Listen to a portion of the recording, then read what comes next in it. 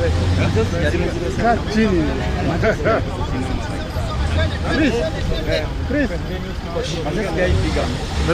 Later cable.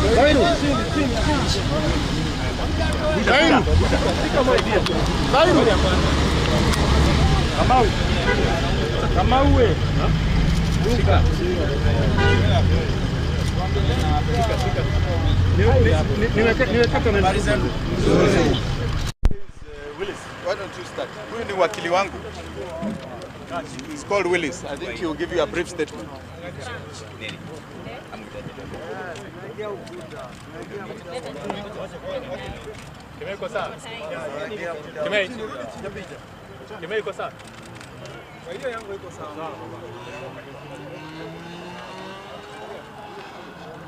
When you're ready.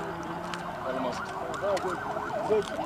Say when you're ready and we proceed. Okay. So we've had an unfortunate incident today.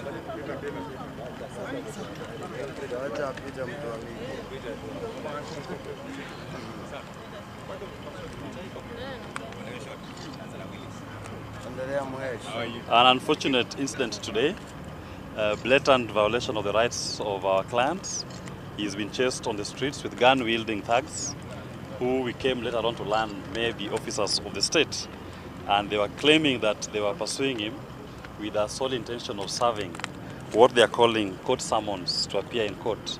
Ordinarily, under the law, court summons are served at the residence, non-residence, or the workplace of a person, if he so desired to attend to court. Summons to attend court are never served on the streets in the manner and in the style in which those persons were purporting to be serving these summons. We do believe that this is continued harassment and intimidation of Mr. Wanjigi by the state, misusing its officers to pursue a political agenda, vindictiveness against him for his political positions.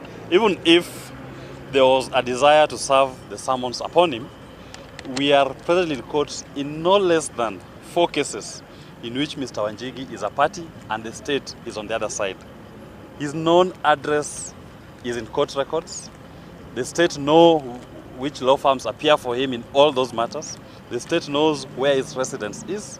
And if they desired to genuinely effect service of a court process upon him, then the duty was on them to either serve it on his known counsels or to serve it at his known residence or its office.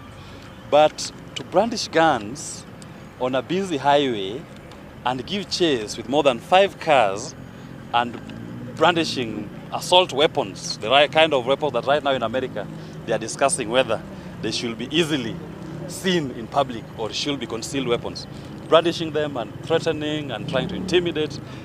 We've never gone this low as a country. Today, in my view, it has confirmed the lowest that we have gone. This is not enforcement of a court process, but this now is more of worse than even a police state. This is a gangster state trying to enforce a criminal process. That cannot stand.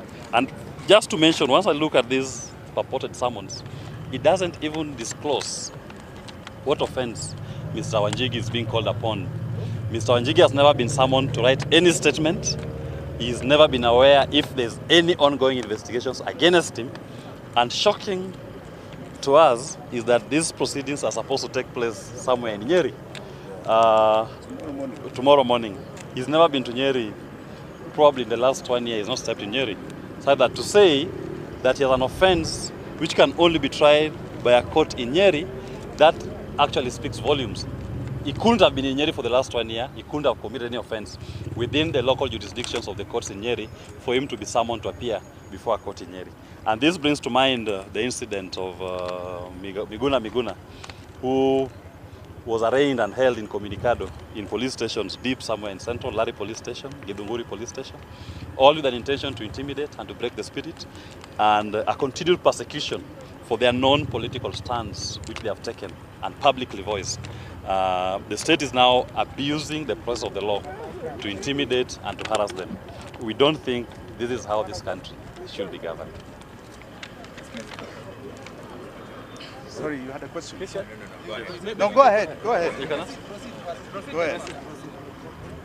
Thank you all first and foremost for coming. Today I'm going to be very, very brief. I'll give you a little summation of what happened, and then I will say one thing. I was coming from a lunch at a hotel not too far from here. And on my way, I was on my way home. Just here at the engine petrol station, a vehicle tried to stop us, brandishing guns and walkie-talkies. And they hooted, and they rang a siren saying, stop, stop, stop. I said, what is this? Before we knew it, there were one or two others. So we decided, if they're going to try and find a way to me, let them get me in my home. So we drove towards the home. And then decided, actually, by the way, I think it is better we come to a public place, because this didn't seem very genuine. I'm somebody who has an anticipatory bail in 2 courts. In 2 courts. So why do you have to come for me in this manner? 2 courts. So we drove up to here, and they managed to block the traffic, and they came brandishing guns, banging the doors of the car and the windows, insisting that we open. I think after they saw a small crowd, they decided maybe they should show us a piece of paper. This is the paper that Willis is showing you here. A paper saying, summons issued yesterday, I'm to appear in court on the 1st of March, which is tomorrow morning at 8 a.m., on some criminal charge 251-2018. Normally, as Willis is saying, I would have been called, I would have written a statement, I would have known what it is about. I'm being asked to take a plea on an investigation I know nothing about. Absolutely nothing about. I have no idea what this is for. Nobody has called me, nobody has bothered to try and ask me anything to do with this criminal charge. Now, I said it at my house. They came to my house with over 100 men. Over 100 men on some purported charge that they have found guns somewhere, or they are coming to search. Up until today, they've never called me to record a statement of what they did in my house. Never. Never. Never. They have never offered any evidence in court, where we are in court for anticipatory bail, of any kind, that there is any investigation on me. Now, today you chase me all over town, to serve me a summons. The other day it's my passport. The time before that, it is something about gun revocation. As I said in my house, you know, this is also becoming comical. Another day it's an obituary. You know, it's a persecution. It's a persecution. And really, I would like to address my old friend, although I don't think we're friends anymore. He was my friend until he burst the door of my house. So I say I want to address my old friend, and you know who I'm talking about. Please, Uhuru Kenyatta, you are not going to become legitimate by persecution of Kenyans. I'm just one case. You will not become legitimate by persecuting me or anybody else.